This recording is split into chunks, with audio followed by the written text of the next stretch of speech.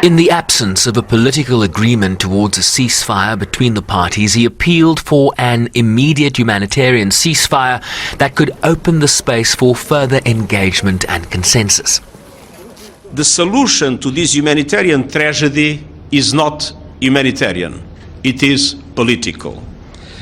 I'm therefore appealing for an immediate humanitarian ceasefire to allow for progress in serious political negotiations aiming at reaching a peace agreement based on the principles of the United Nations Charter.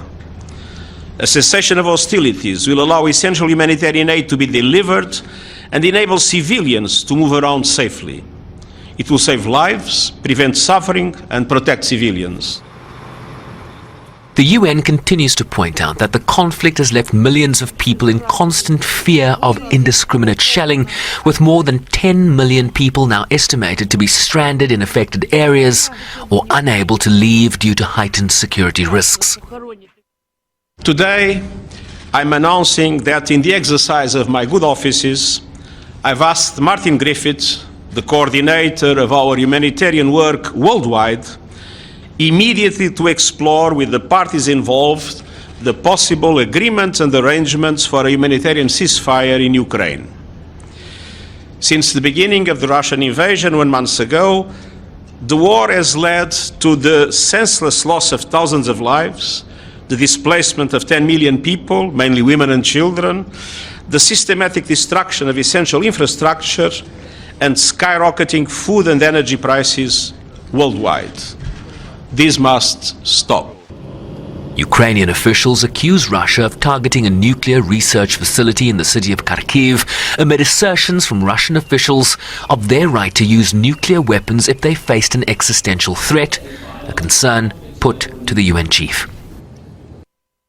I was this morning in contact with the Director General of International Atomic Energy Agency.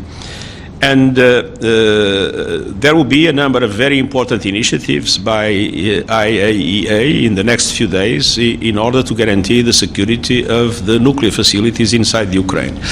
And I know that there is a very close contact of Rafael Grossi to both the Russian and the Ukrainian authorities on this, and he has my full support in the initiatives that we'll take in the next few days.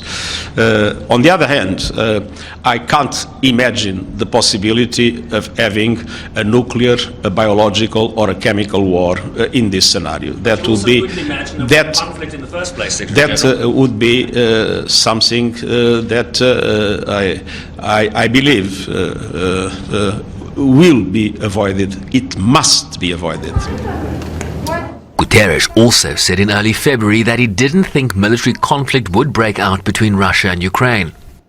Point being, it's difficult to determine amid this fog of war what might or might not happen, given that decisions about this conflict are happening in major capitals around the world and not necessarily here at the United Nations.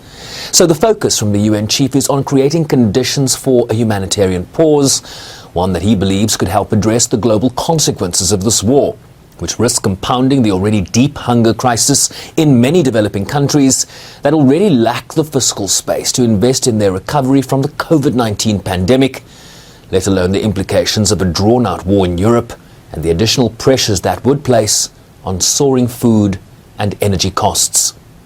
Sherman Bryceby's SABC News, New York.